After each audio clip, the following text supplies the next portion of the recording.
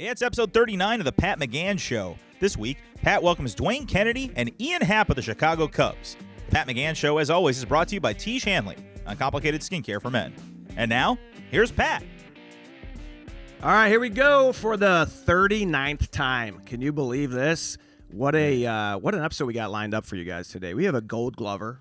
We have a Major League All-Star. We have the most tenured Chicago Cub joining us. Ian Happ is here. Dude, This is something. Thank you for having me. Come on, man. And busy guy. Like, literally, game yesterday, game tonight, squeezing this in.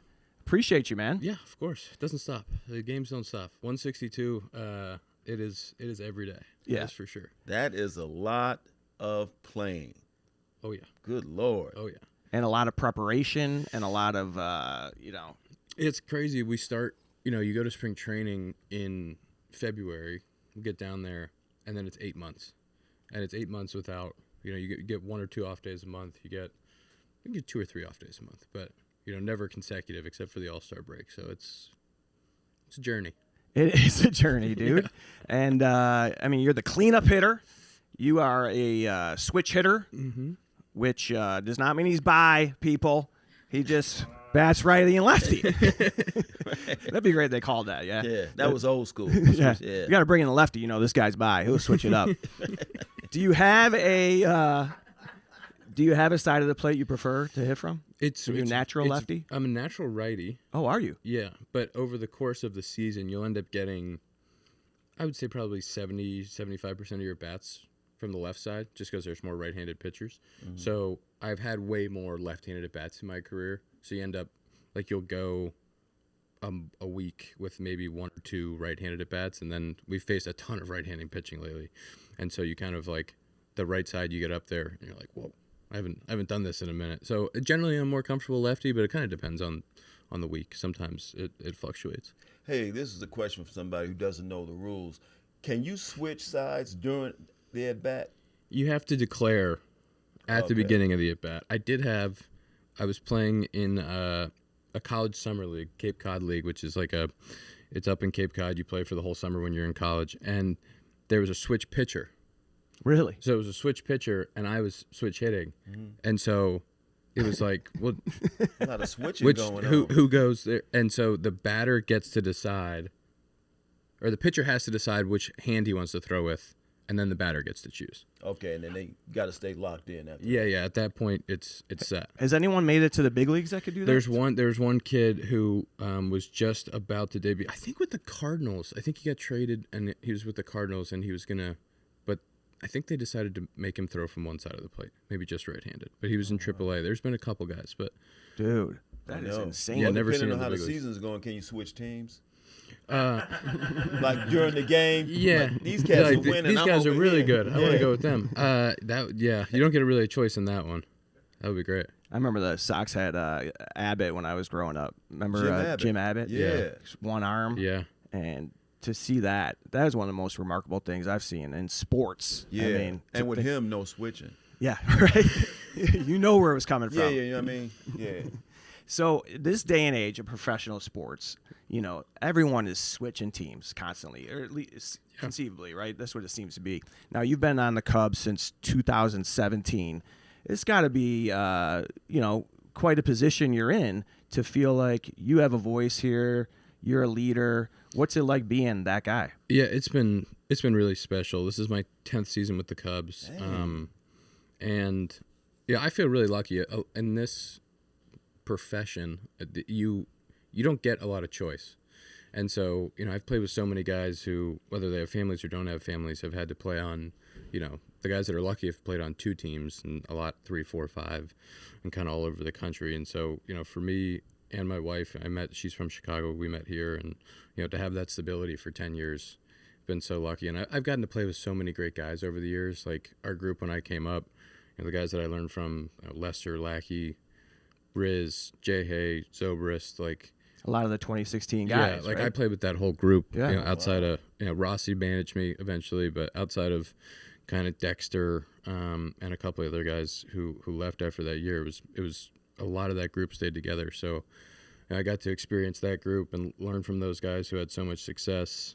What are some of the things like these older guys when you're coming in a league? What are things that you learned that's really stuck with you? Yeah, like those guys were such pros, like so professional. Like John Lester, like the way that he went about his business, the way that he treated the game, took care of the young guys. Like you learn a lot of that stuff about what it means to be like a professional. And then Riz, Jason, like those dudes, Zobrist, like how to prepare your body. Like Zobrist, I got to watch him, towards the end of his career, and what it took for him to prepare his body every day, and like the time before, the time after, and then Riz and Jay, like the concept of posting, it's being out there every day, going playing every single day, what it means to be out there every day, not taking days off. Is that a baseball term, posting? Yeah. So what does that mean? It means being out there. It's like you're a little banged up, you got something. You're struggling, like whatever it is, like you're going to be in the lineup and you're going to be out there for your group. And I think, those guys were such good examples of that. What's the most hurt you've played? Do you remember, like you had like a? Yeah, I've been pretty lucky in my career. I've only been on the injured list twice. Yeah, you've played over 1,000 games for the Cubs. Yeah. You're a model of consistency. Actually, I saw a quote from your manager, Counsell, saying that's what he thinks of when he thinks of you. And to be a consistent player in the big leagues is such an accomplishment. I mean, dude, you had a great career. You're in the middle of a great career. And that consistency's got to come from this preparation you're talking about. Yeah. A lot of it's preparation and like your routine. You end up playing. You play through a lot of stuff because it is every day, and you don't have time. There's no like time to recover. Like you get banged up, like you got a game the next day. So, whatever it is. I had an oblique last year, and I went on the IL for 10 days and probably shouldn't have come back when I did. like wasn't quite healthy, but like the concept of just being in there and being available, and you get banged up, you get little things throughout the year, and just being out there is important. So yeah, I'm pretty, maybe it's the number, dude. You got the Iron Man number. Yeah. You got you got number 8. Yeah. Is there a story behind 8? Well, I wore it as a little kid. I wore it like in Little League, and I got called up. So I had worn 1 in high school and 5 in college. And so I got called up. Almora was 5. I wasn't taking that number. Our third base coach, Gary Jones, was 1. Well, come on. Third base coach? Well, yeah, Ditch it, dude. Yeah, but you get really. You get to the big leagues at 22. That team just won a World Series, and you come up and you're like, hey, thanks. I'm going to take your number, third base coach. Like, that's not how that works. So I think the only single digit that was available was 8. And I had worn it as a kid, and I was like, you know what? 8 would be great. And then, Dawson having worn it. Yeah, I was going to say. A Hall of Famer himself and a wonderful human being. It would be, we'll see what happens after I'm done. But, if I know he's had some stuff with the Hall of Fame and changing the hat and going to a no hat, but it would be cool for them to retire that number for him. You might have a say in that as well, bud. I mean, well, they're not going to retire it for me, but maybe I can tell my kids, like, that was definitely me. I love that you have that knowledge of the history a little bit, because if, sometimes you hear about players that they don't really know. Well, it's one of the special things about the Cubs is like it's such a storied franchise. The stadium, I think we're celebrating 150 years this year. That's insane. Of the 150 years of the organization. Stadiums. Charter member, the Cubs. Jeez. Yeah, the stadium was built in 1914. So you have this unbelievable history of an organization, and we're really lucky because the Cubs do such a good job of keeping Billy Williams and Lee Smith and Dawson and all these guys around. Ryan Sandberg was around all the time, and really special to spend as much time as I was able to with him. And so, when those guys are around and you get to pick their brain and hear stories, and like that's a really cool part of what the organization does, and keeping guys stories around. Before cell phones. Oh, that's the best. I mean, these guys, the game's changed so much in even since I've been in it, but since those times, like so Fergie Jenkins is always in spring training, right? And we do these live batting practices in spring training. It's like one of the ways you warm up for the season. So our guys are just absolutely ripping the baseball in February. Like, we spend the whole season as position players, like, you're working out, you're getting ready, you're not seeing live pitching. These guys are ripping bullpens at 100 miles an hour now. Wow. And so you get there, and it's February 20th, and you got Ben Brown throwing 99 with a 90-mile-an-hour curveball, and you're like, what is happening to me? Can I still do this? And I'm like talking to Fergie, and I'm like, Fergie, what were your live BPs like? He was like, well, they put an L screen up, and Billy would say, Billy, what do you want to work on today? And he'd say, just throw me a couple fastballs away. I'd be like, all right. I'd throw for 20 minutes, and, whatever Billy wanted to hit and those guys wanted to hit, I would just throw it, and they would hit it, and it would be great. And I was like, that would be awesome. That would be really nice. He's like, yeah, throw me a couple fastballs down the middle. That's what I want to see today. No. They're trying to strike you out from day one, and they're on your team. Yeah, right. Like, we're not doing the same thing that you were doing. Right. That sounds awesome. Hey, guys, quick question. Are you washing your face with the same soap you wash your car with? Do you shower in the driveway, too? It's time to step things up. That's why I like Tiege Hanley. It's a super simple skincare system made for guys. Cleanse, moisturize, exfoliate. It's all laid out so you don't have to think about it. Just a few minutes a day and your skin actually looks better. Head to Tiege.com/Pat for 40% off and a free gift. Start taking care of your face like an adult. That's Tiege.com/Pat. And then what was some of the things that have evolved as far as nutrition and all that? Yeah, I mean, that's even since we had a decent nutrition program when I started, but just the attention to detail on all the food and it being organic and where it's coming from and what you're eating, the nutritionist and you're talking about, what should I eat, when should I eat it, and it's come a long way, and I think. Oh yeah, growing up, I mean, we had guys like Greg Luzinski playing for, they look like softball players, like guys in a softball league, and just like bare bellies and big dudes, and especially in the minor leagues, it changed a bunch of you'd be in the minor leagues and you'd have like some deli meat and some fruit out, and now they have like every level has like a nutritionist and smoothies and all this stuff, and I think that's been a massive change. But yeah, you just look at the athletes now. Like the way guys are training, guys are coming up. We got a bunch of avatars playing right now. It's like it's unbelievable. Right. It really is. It's across the board. Professional athletes in general, like even the NBA. When you're watching games now, everyone's kind of the same make and model, same build, interchangeable parts almost. Yeah. And what you didn't see a bunch of like 6'6" to 6'8" baseball players, and now the position player, you look at Judge and O'Neal Cruz and Ellie De La Cruz, like these just massive humans that can move and they're athletic. And it's like, when you see a guy that's 6'9", 6'10", warming up on the mound, are you guys like, it's an adjustment? It's not like sometimes the height thing of just like where it's coming from, but it's more just like you look at the sheet and it's like, who's this guy? Like 99. You're like, whoa!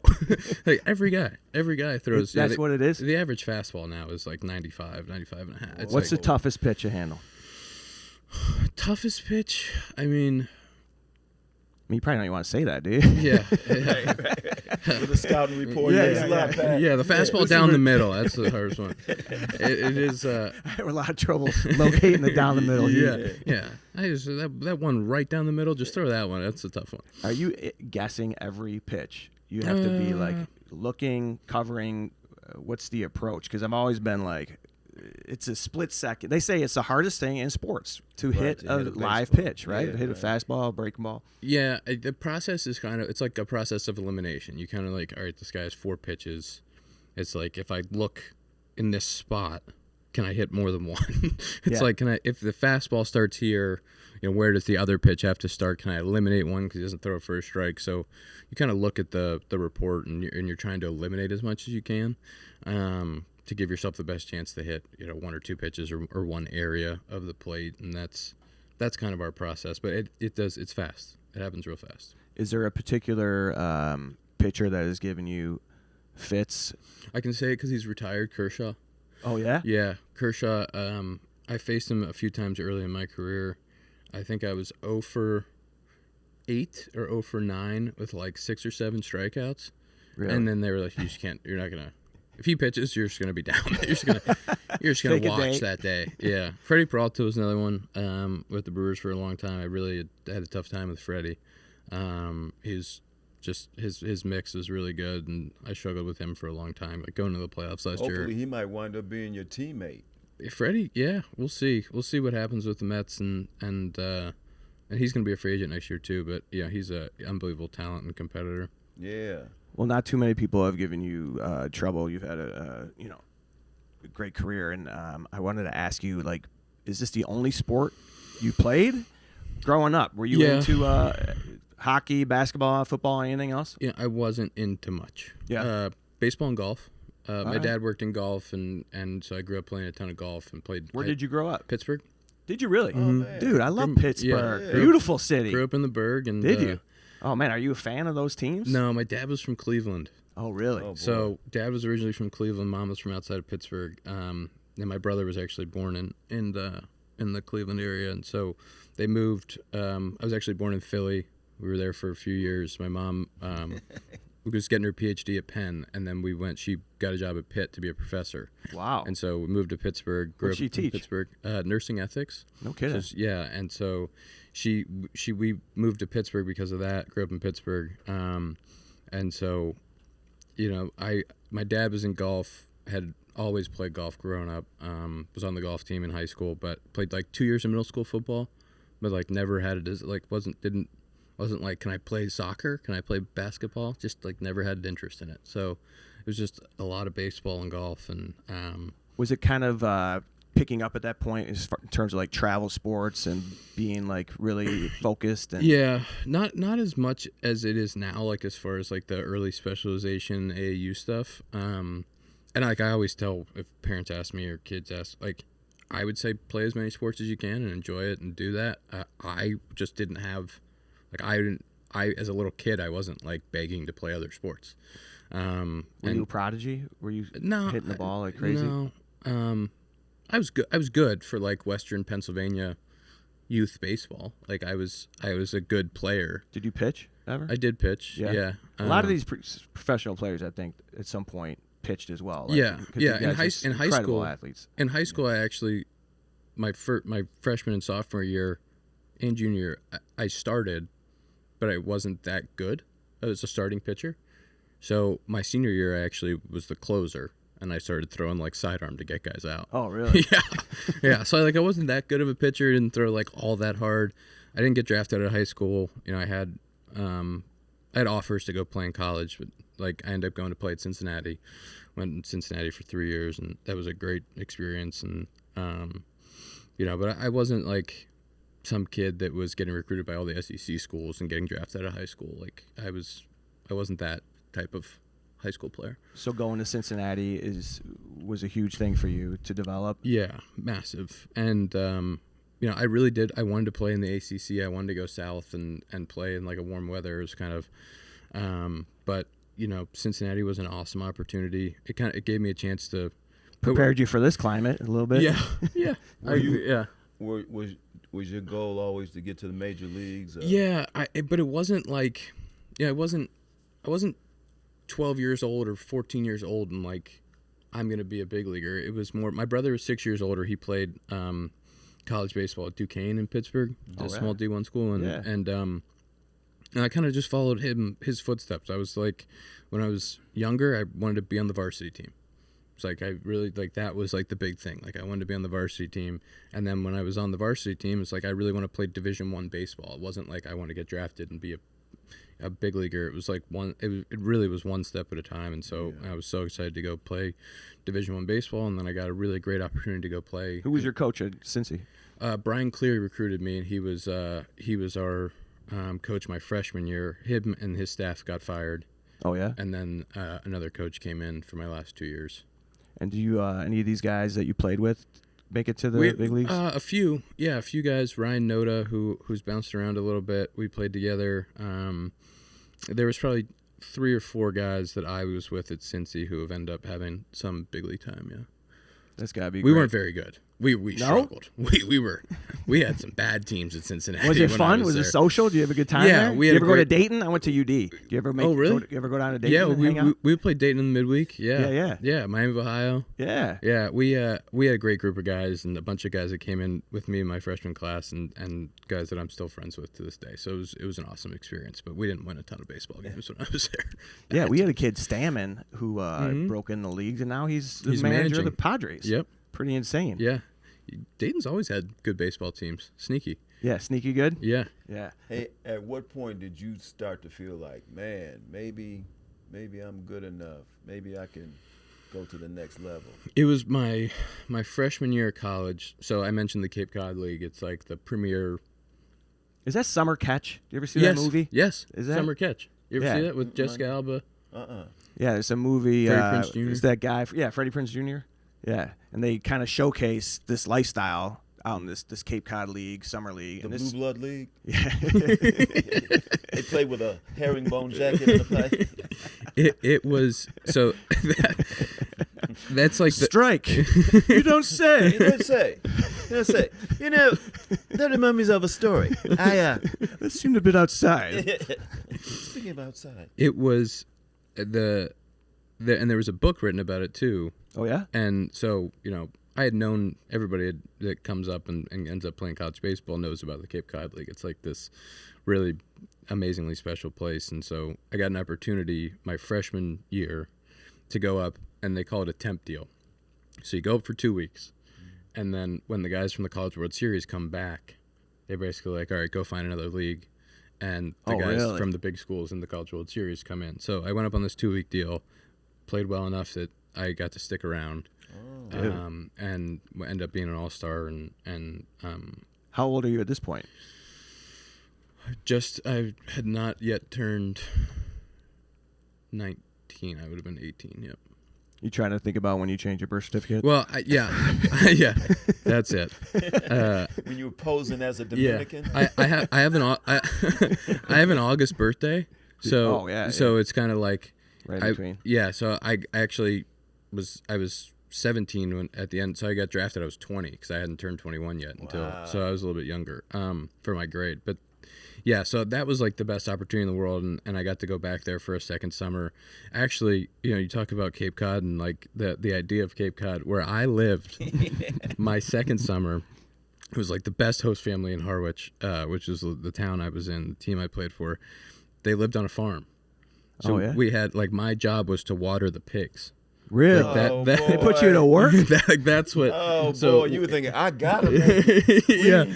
Yeah, like we had animals, we had this farm, we had an outdoor shower where we had 4 players that lived together. So you have a host family and 4 players, lived together, had to shower in the outdoor shower. It was like, boy. it was the best. But I always think about these families. Like, who's like, hey, we're about 4 people are moving in tomorrow. yeah. But I guess it's good if they're helping you out on the farm. Oh, yeah, it was the best. They were so great to us, and the host families out there that do this and are willing to let 4 19 to 21-year-old kids so come and that live family in their refers to it as the free labor league. Exactly right. Yeah. Exactly right. Yeah. That's what we were good for. Yeah, man.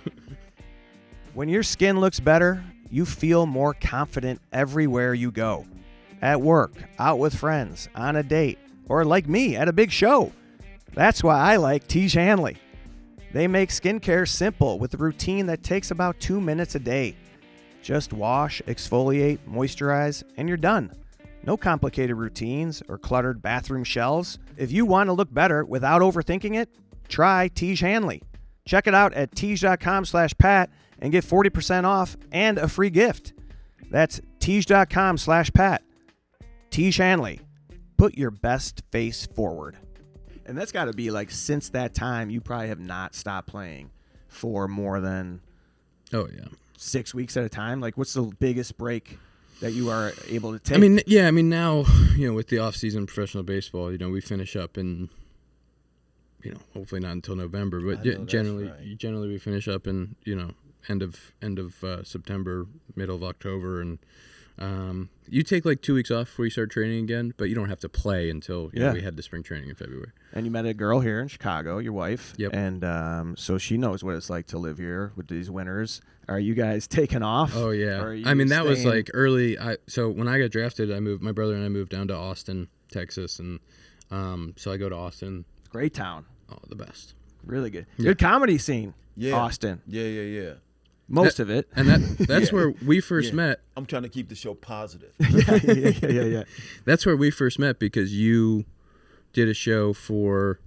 I or opened for Sebastian. You opened there. for Sebastian, and I came in, saw you, and reached out. I think on Yeah, on we Instagram connected after on that. socials. Yeah. And that's why I was like, oh man, this is great, man. I gotta have him on the podcast. That's why I reached out. I think you did a baseball bit too. You did a baseball bit in that show. Yeah. I'm still doing that bit, Ian. No, a little bit. No, I did. I did a baseball bit about travel baseball, ripping on that. That's why I picked. So when I was promoting a show here in Chicago, I got to throw out the first pitch. Yeah. And I went with number 8. I went with Ian Ocho here. That's my nickname for you. I'm gonna try and get that to stick. Yeah. Ian Ocho, you like that? Yeah, that's good. Do you have a nickname? Mostly it's just Happer. Happer? Yeah. Yeah, the baseball. Everyone's got a nickname. Everybody, right? Oh yeah. You just shorten a name. You put a Y on the end of it. Who's got the best nickname on the Cubbies right now? We got Nicky Lopez is on our team. Nicky Lopez is hilarious. Is he? He's the all-time teammate. So he's a funny dude in the locker room. Yeah, he's fantastic. And does he cross both Spanish speaking? You would think that, but no, he's like like pretty much all Italian. Yeah. So he doesn't speak any Spanish, but he is hilarious, and so he gives out some pretty good nicknames. And Michael Conforto, who's been awesome for us, and is also a great dude. You know, he slid into home. He was like dead out, did a swim move, and so Nicky started calling him Big Swim. And so he had a walk-off homer at Wrigley. It's like unbelievable backside walk-off homer. And everybody's yelling Big Swim, and he comes into home doing this. Like, yeah, all time. But yeah, Nicky's kind of in charge of the nicknames right now. They're pretty great. That's got to be huge, and it's got to be such a big part of success is this chemistry and like getting along. Have you had a experience yet where it was like, man, this just is not jiving?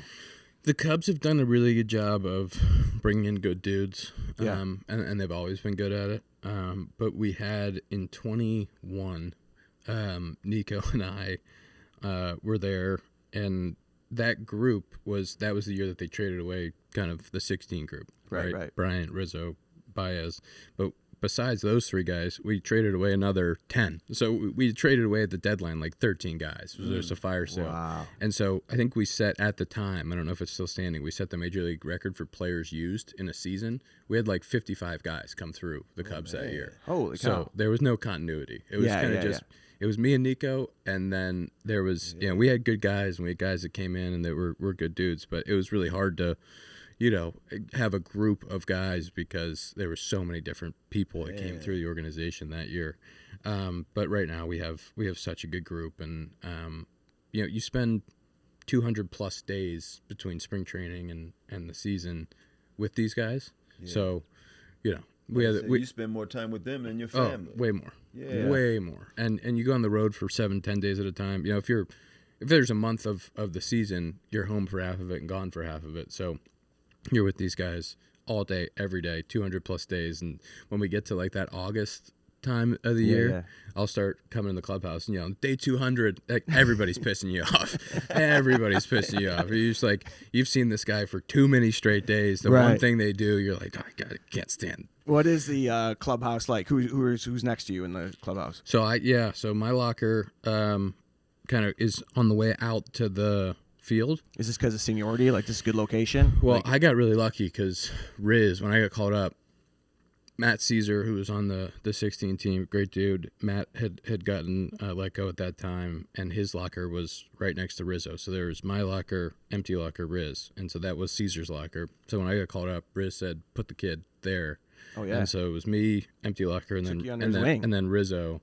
And so I've had that locker ever since. And now Nico is in Rizzo's locker. So I got Nico to the right of me, and then kind of a doorway. Then Dansby's on the left. So we got a good spot. But yeah, it's been, there's been one guy in that locker. I got sent down in 19, and they kept it open as long as they could. Oh yeah. And then Carlos Gonzalez came up, and they gave Carlos Gonzalez that locker for a couple weeks. But yeah, I've.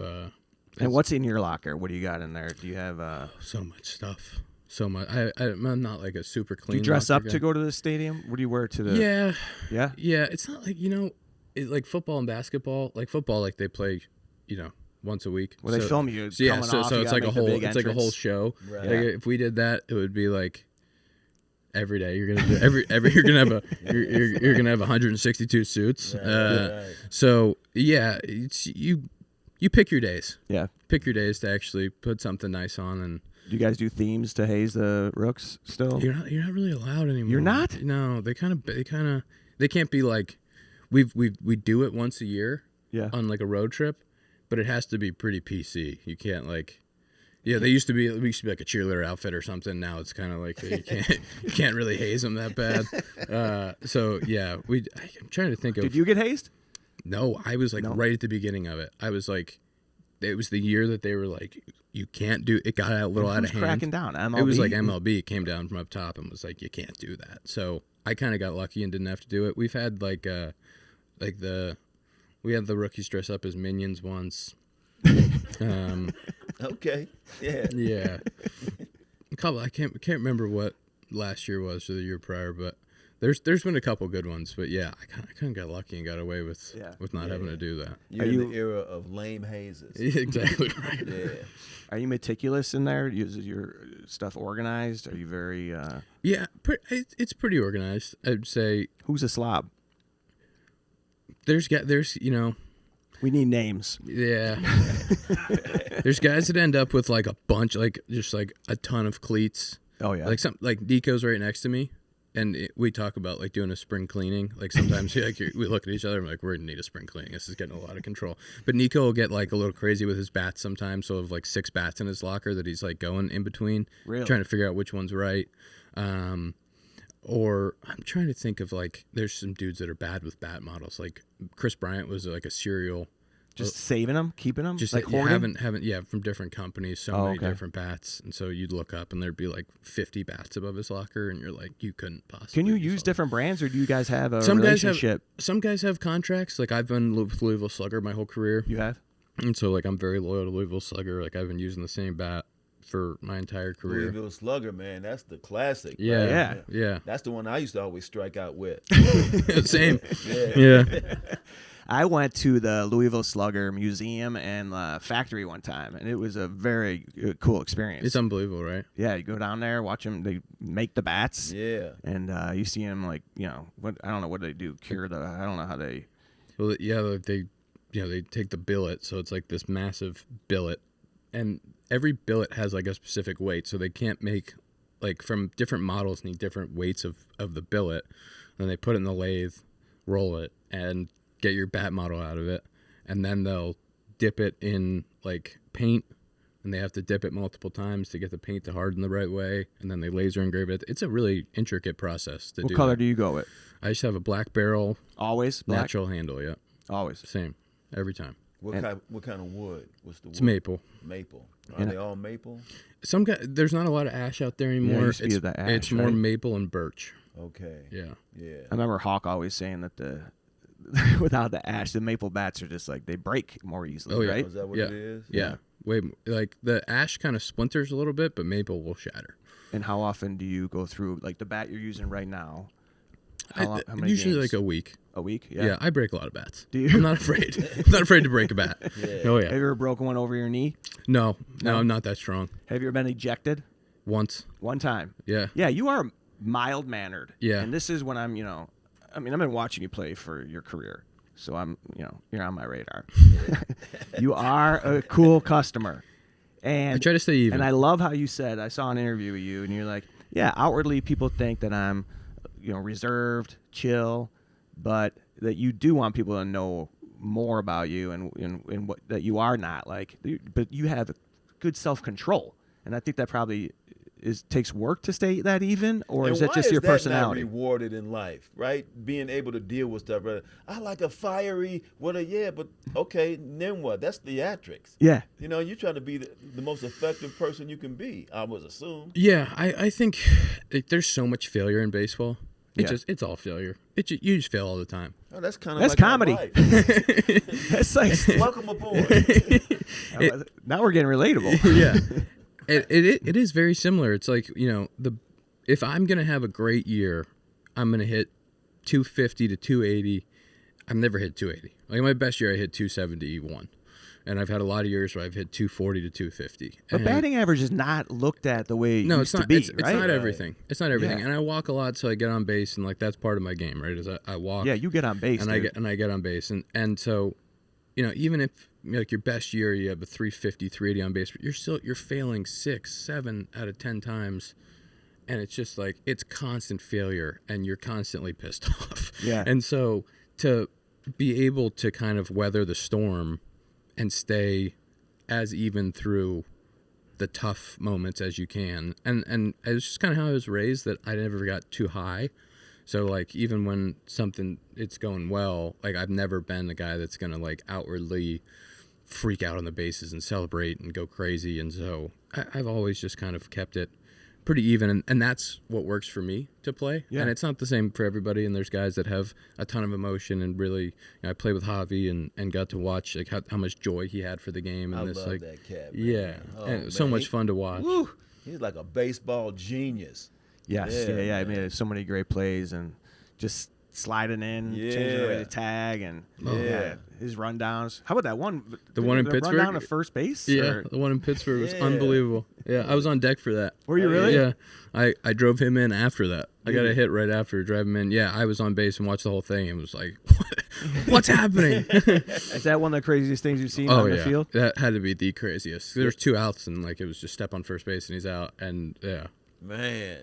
Tiege Hanley has changed my life. My skin has been amazing. We're the #1 men's skincare routine in America. When I got here, they go, we're just waiting for the podcast guest. We know you're here for pictures. They thought you were a model? Yeah, you guys, he's glowing. In fact, Nate Bargatze was like, your skin's awesome. Just like I look forward to I'm washing my face before I go to sleep. I think we haven't had any 40-year-olds on the podcast. And I said, I'm 50. And everyone goes, what? Tiege Hanley. It's the way we face the day. Ian, okay, not to, if you don't, how do you deal, when you said you were sent down for a moment, how do you deal with that? It was tough. It was really tough. I got called up in May of 17, had a really good rookie year, and then played the entire season of 18 in the big leagues, and didn't have my best year. Definitely struggled compared to the year prior, but I was a just above league average hitter and played a bunch of different positions and felt like I was really part of that group. And 2 days before the start of the season, no idea it was coming. No clue. I was like, I had a bad spring, but I was like, I'm going to be on this team and play, and got sent down 2 days before the start of the season. And Oh, man. I lost it. Like I blew up. I was livid. So I felt really blindsided by it. Like I had no idea it was coming. Who delivers that news?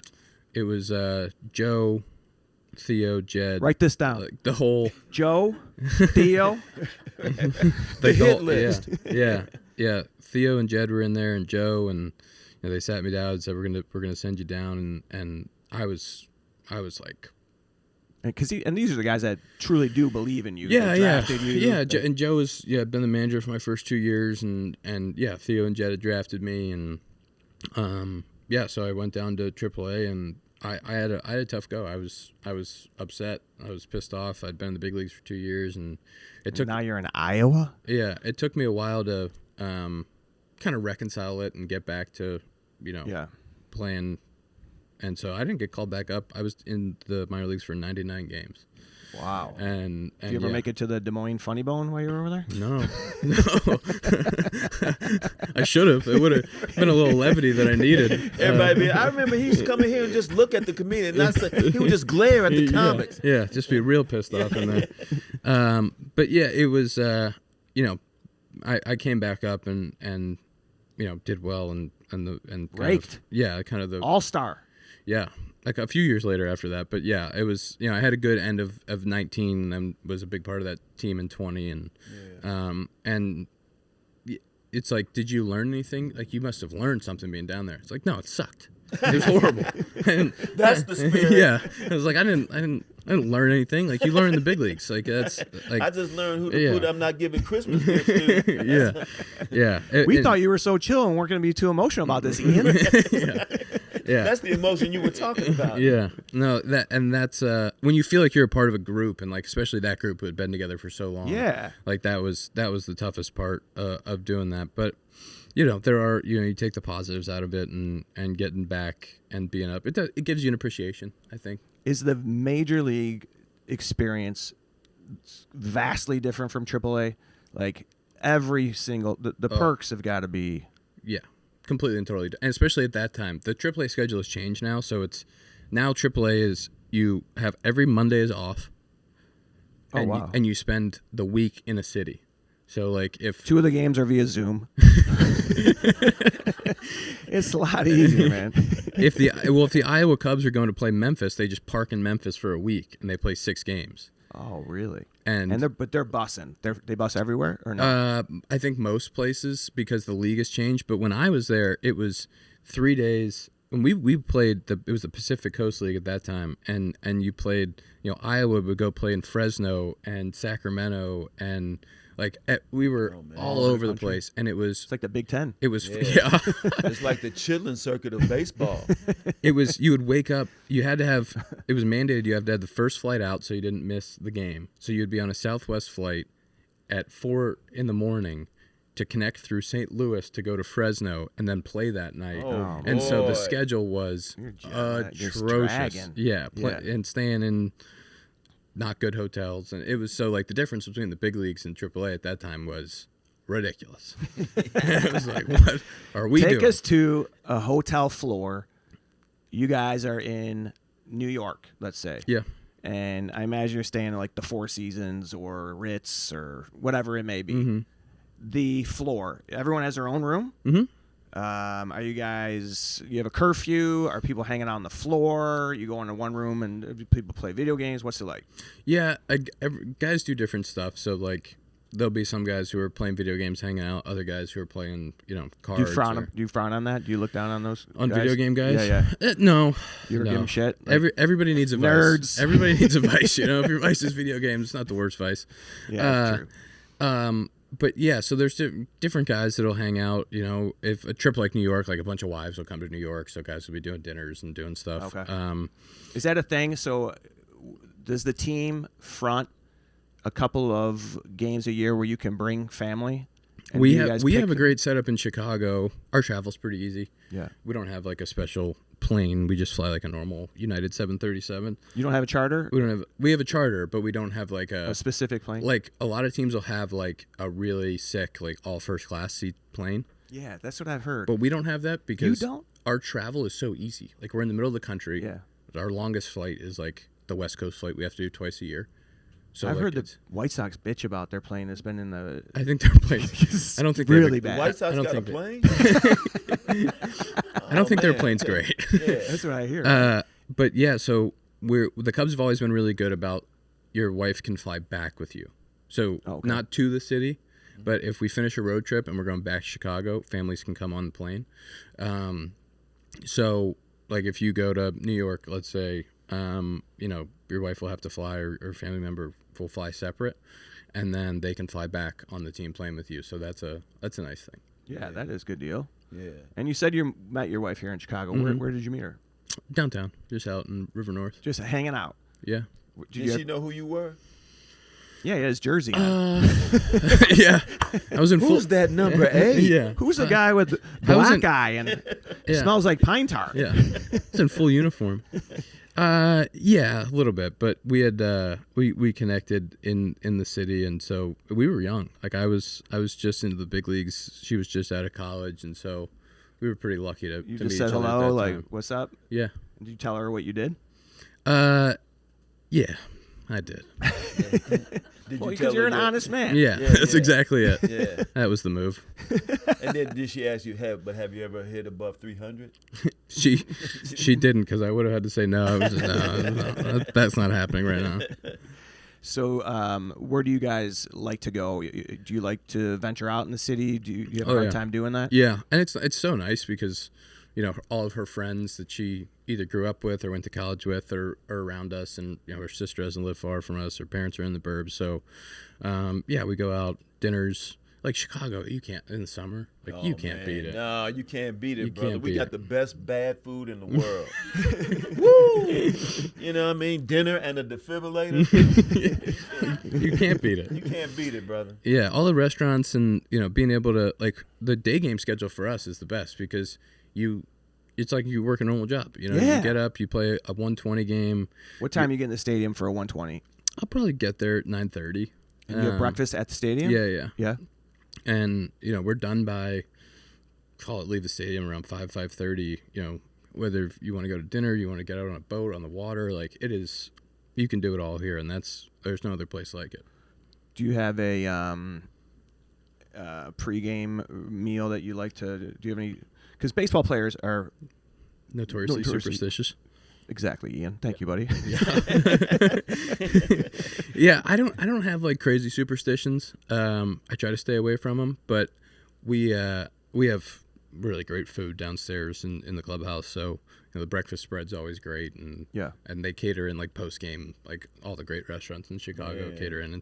We got a good setup. You got here just as Wrigley Field and that whole area started to change, right? Yeah. It's that whole Renaissance thing. Yeah, I got drafted in 15, and I came and took BP with the team in 15. What a quick turn! Drafted in 15 on the roster. 17, yeah. That's something, man. And it was still the old clubhouse in 15, so I got to see the old clubhouse. I never played with the old clubhouse, but I got to see it. And actually, before the draft, I came in to do a workout for the Cubs, and they were renovating the stadium. The bleachers were on the field. Because at the beginning of that year, they hadn't finished like redoing the outfield. So the bleachers on the field, there was guys working up there, and they were still in the process of it. But yeah, what we have now it's a joke. It's ridiculous. They just blew a massive hole in the ground and built this unbelievable clubhouse for us, and yeah, it's unbelievable. Man. Yeah, they have put a lot of dough into that area, and it's like always been quote unquote Wrigleyville, but now it feels like they own that whole. It's like Universal Studios up there. I know, man. But I don't know if you've heard. Down at the rate, they got a taco truck, so that's cool. That's too. huge. Yeah, it's nice. I have heard the stadium food at the rate is awesome. Oh, it's great. Yeah, that's what they're known for. For a while, that's the only thing people were going for. Now, you know what I mean. Before anyway. No, exactly. But yeah, they also have the stadium thing going on too, where they're going to end up, and I know there's a lot of uncertainty in Major League Baseball right now, and then this season's going to be great, and it's a given. It's going to happen. I saw you're pretty involved with the Players Association. I'm sure being a tenured guy, and I know there's stuff coming up, right? And negotiations that have even started. Yeah, we have. So our collective bargaining agreement is every 5 years, and so we got locked out the last time. Now, were you involved with that at that time? Mm-hmm. Yeah, I was a player rep at that time for the Cubs. Were you really? How do you become the player rep? You kind of voted by your peers. That's great, dude. Chris Bryant had done it. Did you campaign? Not a strong campaign. Just went door to door, shook a few hands. Yeah. In 2020, so Chris Bryant was our player rep, and I got pretty involved in 2020 when we got shut down, and we were trying to figure out how to get baseball back. And so kind of naturally after that, I took over, and so I was the rep for the team during the lockout. In it was 20 going into 22 to 23, and luckily we were able to get baseball back and not miss any games. And the momentum of the game right now is so strong. Between the rules changes and the games being faster and TV's in a great place, so I'm hoping that we don't lose any of that momentum and lose baseball games, because that would be really bad for the sport. But it's the sad part or the tough part for us is a lot of it's out of the players' control. Like you talk about, a lockout is ownership telling you you can't play. Right. So that's inevitably what will happen at the end of November. They've already kind of said that that's what they're going to do, and hopefully we just don't miss any. Who replaced Tony Clark?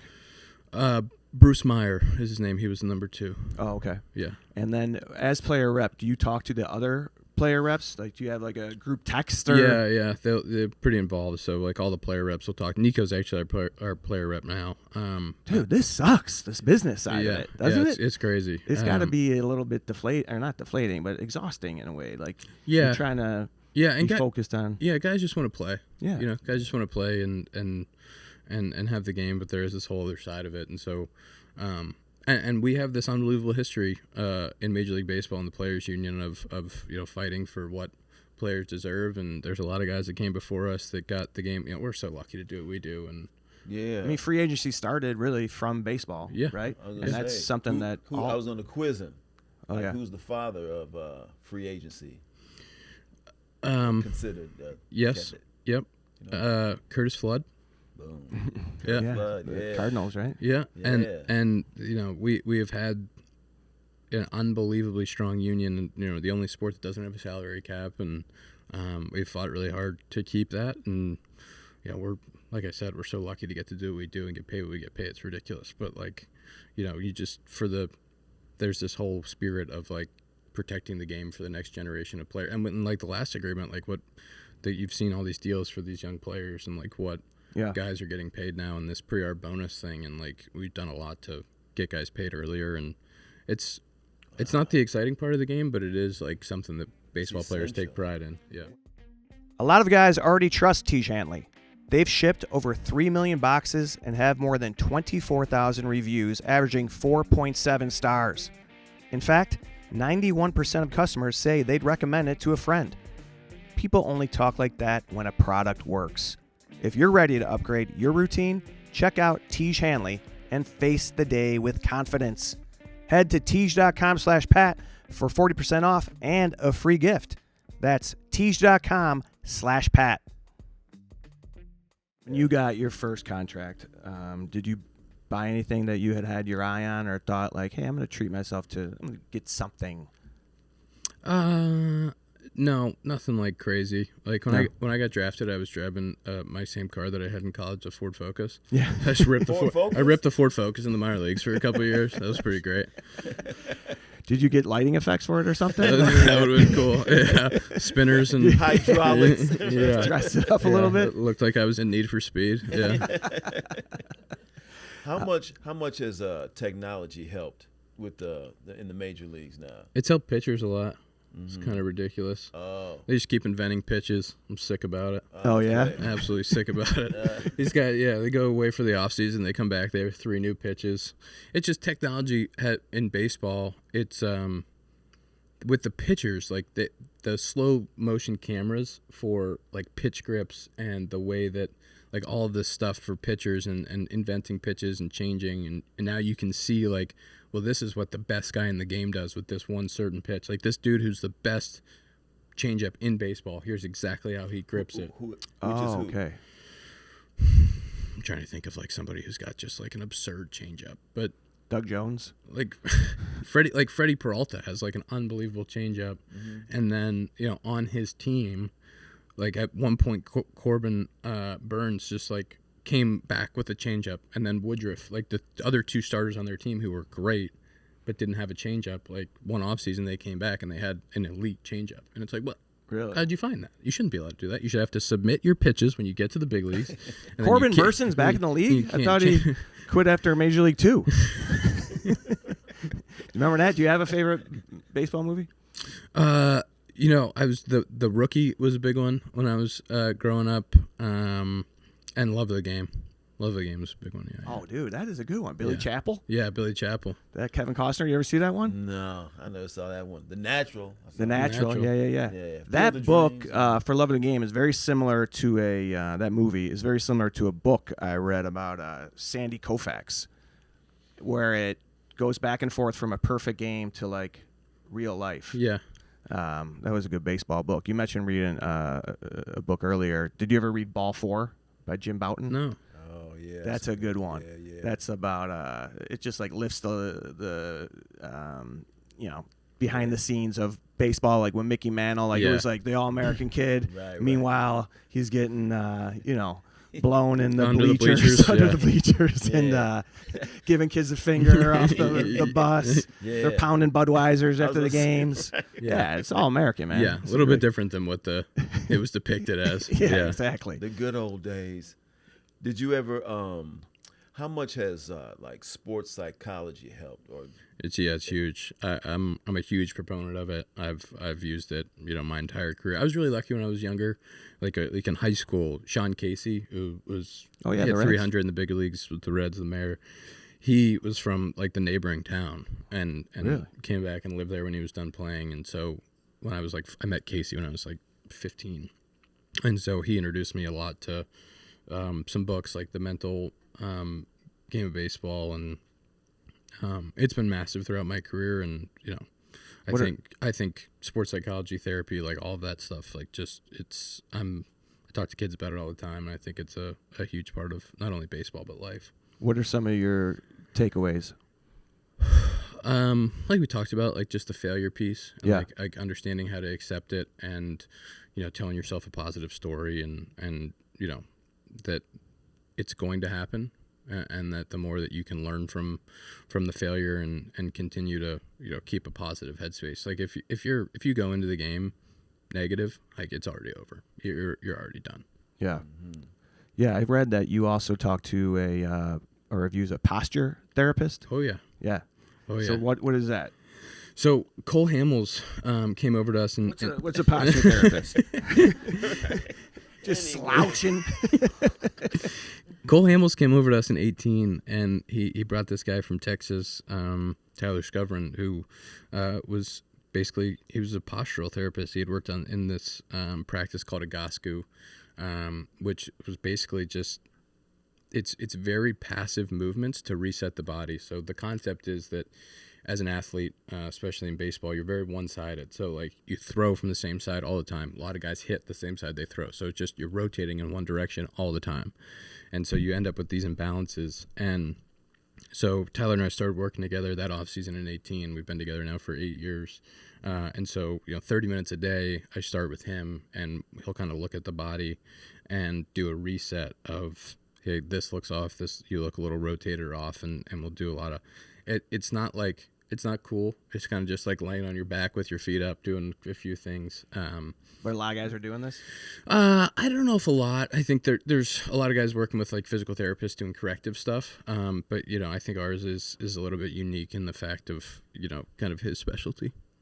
Yeah, the preparation has got to be. Oh man, absolutely. And are you watching film before every game? Do you go in between at bats and watch stuff? Do you have a lot of like video work prep on like starting pitcher, bullpen stuff.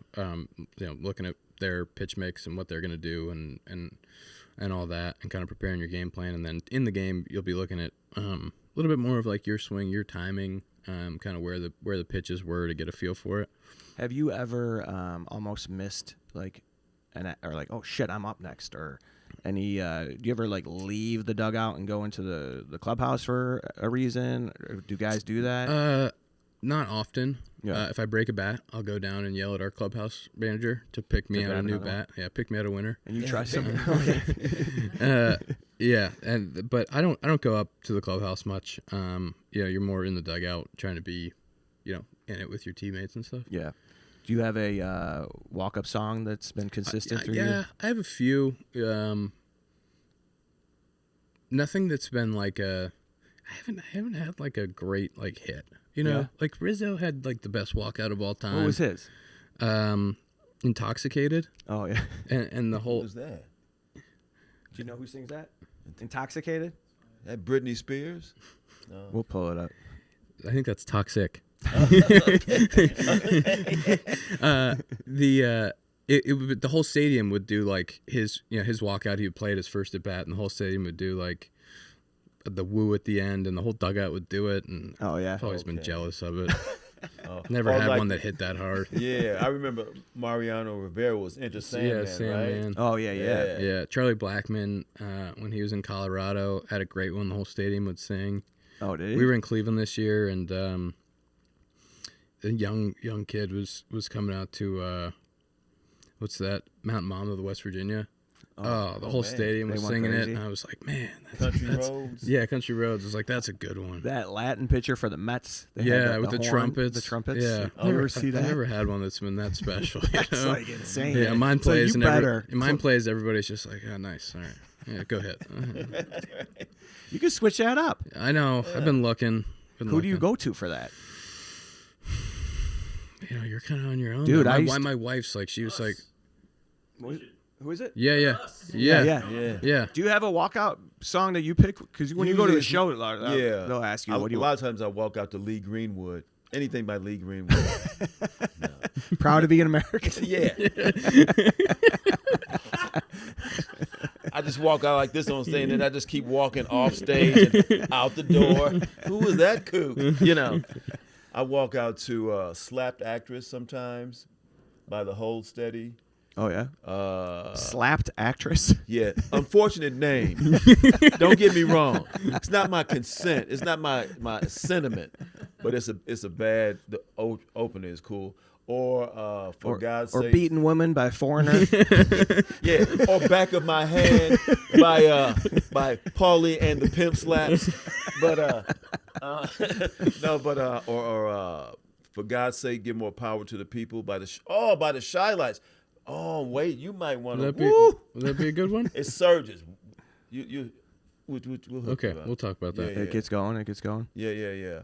Or Harvest for the World by the Isley Brothers. But that's more, not for sports, you know. I mean, you want to be all great. This is what I don't, how you feel like this? I mean, it's essential, but this is more, I guess, football than baseball, now that they want players to be more involved in the community and to be representative of, social issues. How do you all have a policy about that, or?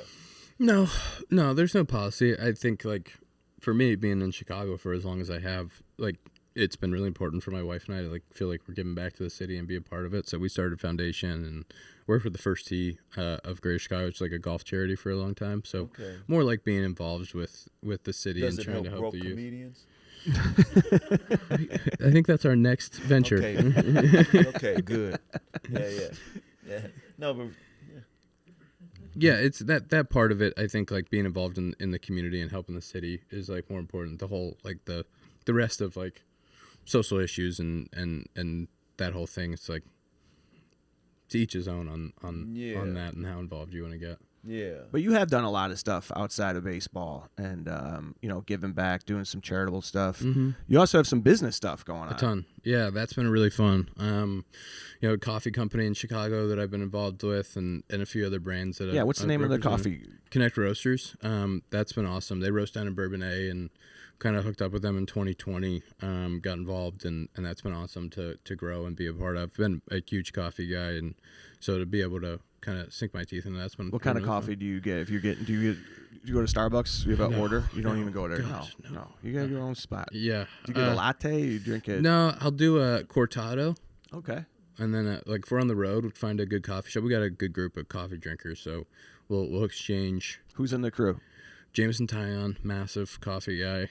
Ben Brown, our massage therapist, who we call Big Rob. Oh, Big Rob. Big Rob? Yeah. Okay. I'm glad he's your massage therapist. Yeah. He's on the coffee train. So yeah, there'll be a thread of guys going back and forth trying to find good shops. So I'll do a cortado and a pour over is kind of the morning. Oh, that's routine. the routine. Yeah. That's a good start. Yeah. You drink coffee? No. I like the way it smells. I like the way it tastes. I just don't. I don't drink it just because when people drink it regularly, it seems like they need it. I gotta have my coffee. Yeah. And I just never want to be. Yeah. I'm jealous of that. Yeah. Yeah. That's a good place because I'm the opposite. I need it. Yeah, brother. But you play 100 and however many games, 62, and then the playoffs, and you got a lot of stuff happening. Oh yeah. Yeah. So you're playing, and you're doing outreach. You're doing work in the community. You have the business. What do you do to chill? What's your relax? What's your wind down? I on the off days I'll go out and play golf. Yeah. So that's the big one for me, and get out and play golf as much as I can on off days. But yeah, you play with teammates or we got a good little group of guys that likes to go out and play. So we were just in Atlanta with an off day. We had actually our head clubhouse manager gets out and John Lester came and played because he lives in Atlanta. Yeah? So Johnny came out and played, and then we had a couple other guys, Carson Kelley and Pete, came out and played. It was great. You ever hang out with Eddie Vedder and Pearl Jam with those guys? You have? Yeah. Really? I mean, just when Eddie's around, he's so busy, but when he comes around, he loves hanging in the clubhouse and being around. He's the best. Yeah. He was in town for the playoffs last year, and he was when we were popping champagne, celebrating in the locker room after we beat the Padres. He was in there just having a blast. He's the man. Yeah, that exercise, the 84 too, beating those Padres in the postseason. Yeah, all those dudes for that team were so excited. They were reaching out and fired up about it. Yeah. Oh, that is really cool. The best part about Tiege Hanley is the results. 95% of users report visible improvements to their skin, and about 80% say they start getting compliments. The routine only takes about 2 minutes a day. Wash, exfoliate, moisturize, and is backed by the Handsome Guarantee. Try Tiege Hanley today and enhance your handsome. Head to Tiege.com/Pat for 40% off and a free gift. That's Tiege.com/Pat. Tiege Hanley. It's the way we face the day. I love that you guys have like the family stuff. Yeah. That's the era I grew up in. I grew up on the South Side, so I'm a South Sider. But the Cubs were on WGN. Remember these days, Harry Carey, Steve Stone, and I love the day baseball because growing up we would watch the day games, even if you just watch the Cubs and the Sox. You watch both, and know about every team. That's what's cool about it, I think, going on right now and coming off this series. That must have been a great experience to be in the, they don't always sell out on the South Side. You guys play in front of bigger crowds. Yeah, when we're there, it's always a great atmosphere. It's been like that, the entire time. Even, if we're not good or if they're not good, it doesn't matter. Like there's an electric atmosphere. And, yeah, I think that was somebody said it was like the first time in like 15 or 20 years that both teams had a winning record going in. Yeah. Jeez, Yeah, it really was that long. Yeah. And did you see that the woman yell at PCA in the outfield?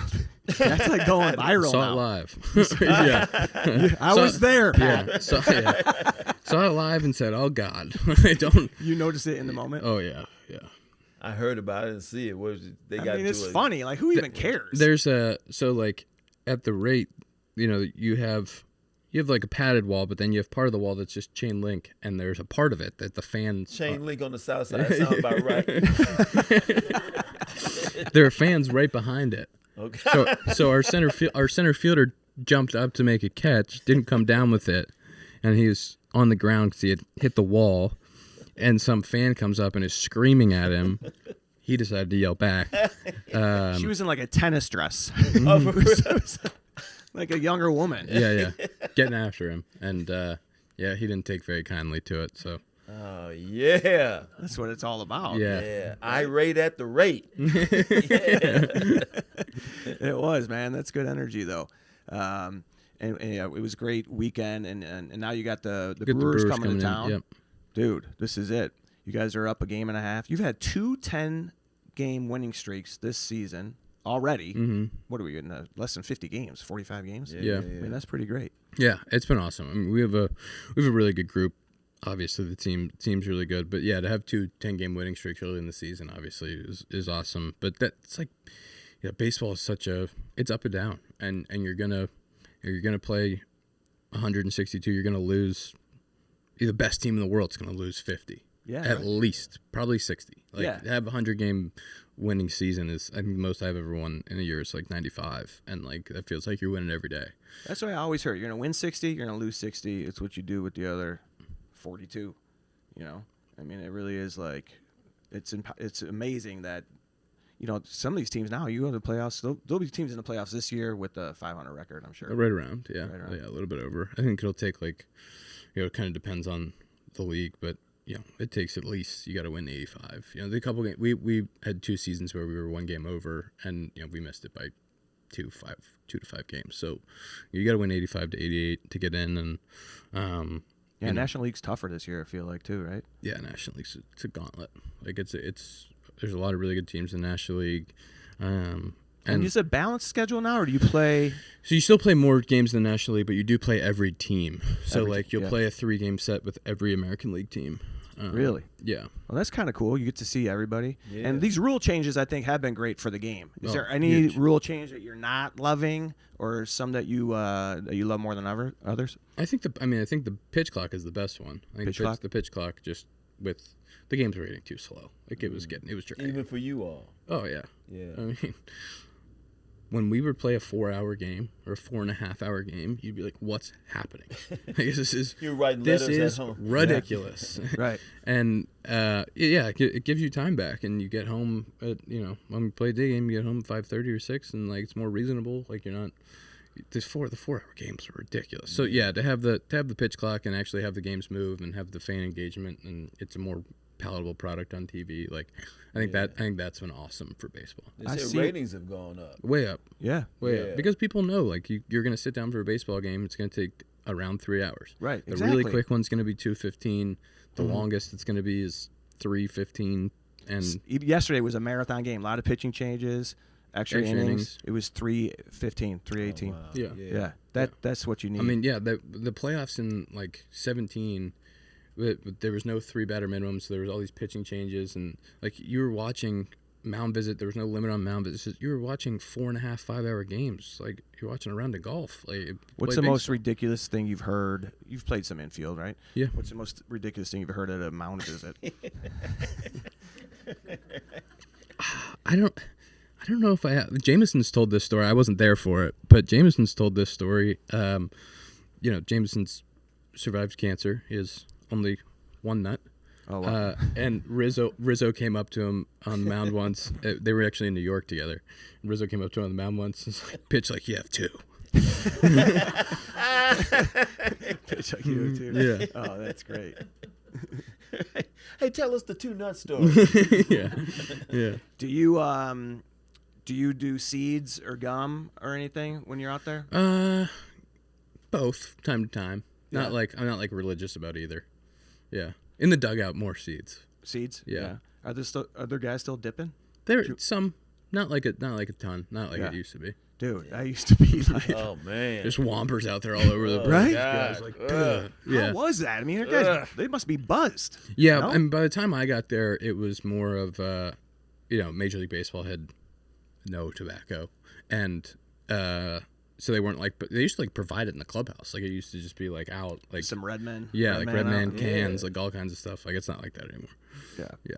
It's got to be. That used to be the Major League Baseball players' diet: Dexedrine and cigarettes. Yeah, there was a lot of stuff in the clubhouse. Leaded, unleaded coffee, all kinds of. Yeah, the greenies. That's in that book too. I was talking about the greenies. Yeah. Yeah. Take some What a greenies. time to play that must have been, huh? Yikes. Yeah. You ever hear that story about Doc Ellis? You know that Yo, story? yeah. Oh, Pitching tripping. pitching a no-hitter on acid. Yeah, tripping on LSD, throwing a no-hitter, just seeing all the angles. Unbelievable. Yeah. You think that's true? You think that really happened? Yeah. Yeah. Absolutely. Yeah. Absolutely. I hope it happens again. Yeah. Well, that was going on in the '80s too. You hear about like the Mets in the '80s and those guys that were getting All right. doing Daryl lines. Strawberry and coming out. Yeah, snorting and. Were you a big fan growing up? Yeah. Yeah. Oh yeah. Just watched a ton of baseball. Pirates. Indians. Yeah. My dad being the from Indians. Cleveland. Yeah. So it was like. Corey Snyder. Omar Vizquel. Oh yeah, dude, Omar they were Vizquel, great Jim during the Thome, 90s. like Unbelievable. Yeah, like all those dudes. They beat up on the Sox. Kenny Lofton and Kenny Yeah. Lofton from East Chicago. Tomey and Indiana. Yeah. Oh really? Yeah. Yeah, and He was they a had great they had hooper, such too. they had such Yeah. good teams. CC Sabathia and like they had such good teams. Late '90s, early 2000s. So yeah, and then growing up in Pittsburgh, you go to PNC and you start to watch like Jack Wilson, Freddie Sanchez, and all these guys that they had. That's a beautiful park. Oh, beautiful. And they had, they were horrible when I was growing up. And they had, you could just get like a ticket for $9 and sit basically wherever in the stadium. So we would go and sit wherever. And they had Niger Morgan was playing center and Lastings Millage was playing left field.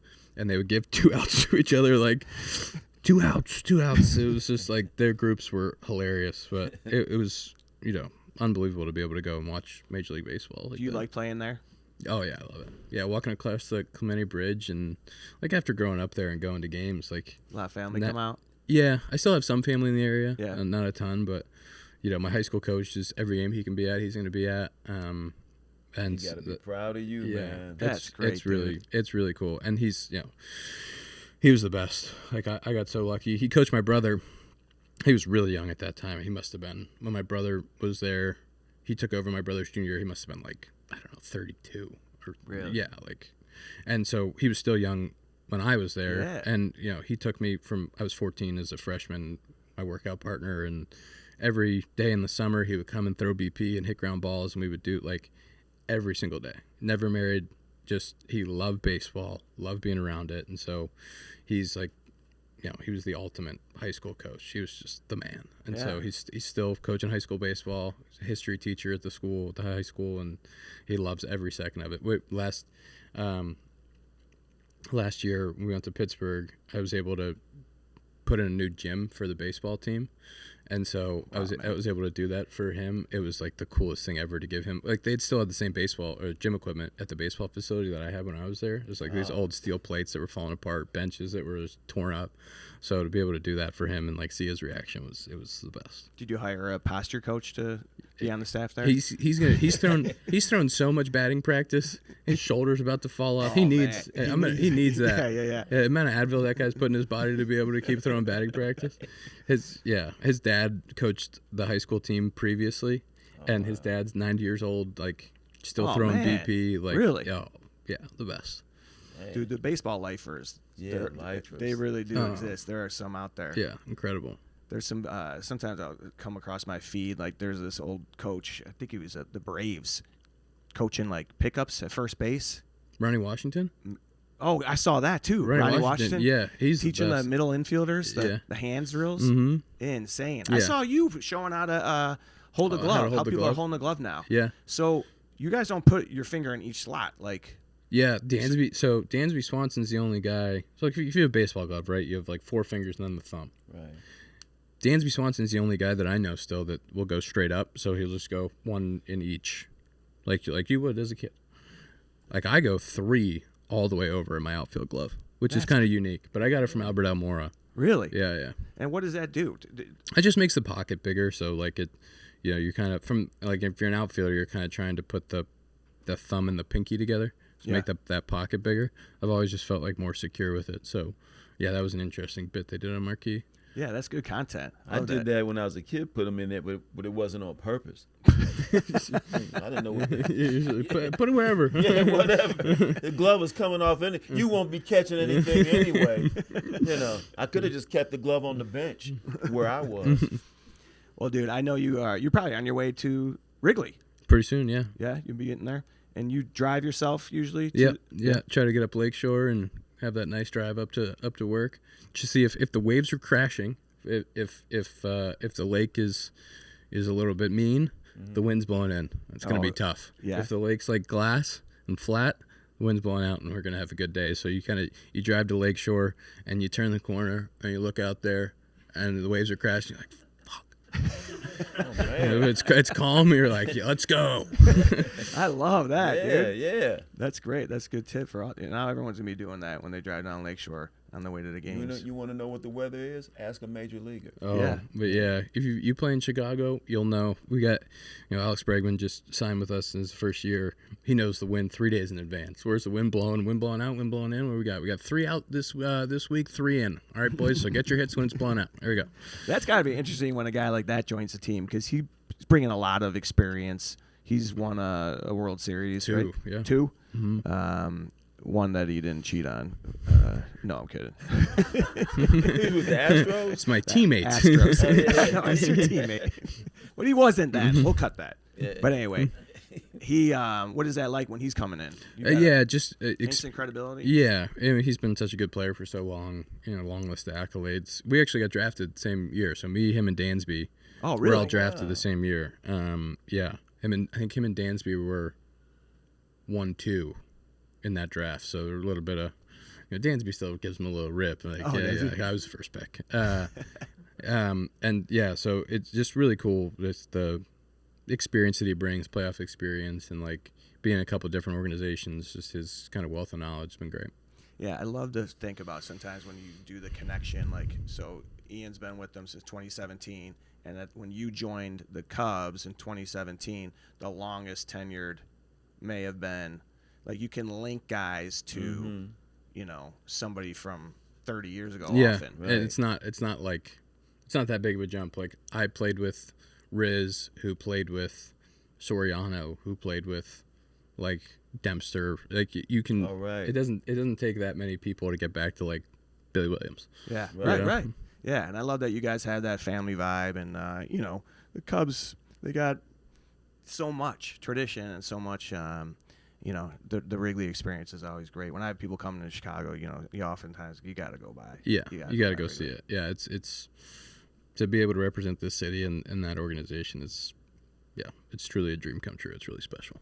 Well, dude, it's really special that you came here and gave us your time in the middle of the season. You got a game tonight. I mean, I've been following you for a long time, especially since we connected on socials.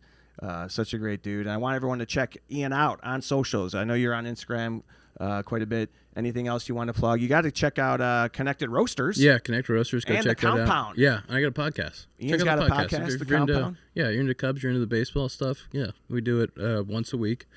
We're about to do, actually, I'm going to go do that now before I head to the field. We'll do episode 309, maybe we're at. No kidding. Yeah. Dang. All right. Well, maybe you can talk a little bit about skincare when you're on there. Yeah. Because I want to ask you, you're smooth. You got the look. Do you have a skincare routine? I don't have a big routine. No? I don't have a big routine. I'm not, I think I need some products to We're going to hook you up. work on it. We're going to hook you up. Tiege Hanley is going to become the official moisturizer of the Chicago Cubs. Yeah. No, we got some good stuff. We're gonna set you up. We'll get you out of here with a nice little package of Tiege. My wife will be very excited about that. Yes. Yeah. She can help you. Yeah. Dwayne, you got anything you want to? No, I'll be out of town this week. I'm going to San Diego Friday, doing a mic drop in San Diego, opening for W. Kamau Bell. Thursday, I'll be at the Comedy Plex. You sound more excited about that. Yeah, I am. No, it's all right. I'm be in San Diego. Thursday, though. I'm gonna be. Yeah, I'm at the Comedy Plex Thursday doing a show for the Black Golfers Association. Oh, nice. All two of them. So Say hi to Tiger and VJ. right. So that's it. Good. All right, man. I'm going to be at Zany's Rosemont June 7th. Remember, I said if you leave a review for the podcast, I got 2 tickets for you. You get a chance to win some tickets. And I'm going to be in Syracuse June 5th and 6th at the Funny Bone. Don't forget to download and subscribe. We'd love to interact with you guys as well. And I want to thank Ian Happ one more time for joining us, dude. Really enjoyed talking with you. Thanks, fellas. Dwayne Kennedy. Appreciate you. All right, you guys have a great week. Later. The Pat McGann Show is brought to you by the Pat McGann Show team. Producer Paula Thornton. Showrunner Tom Bambara. Audio engineer Tommy Grant. Video production Eddie Perez. Video and audio editor Madeline Curless. Organic content manager George Moster. Recorded at Tiege Hanley Studios in Chicago, Illinois.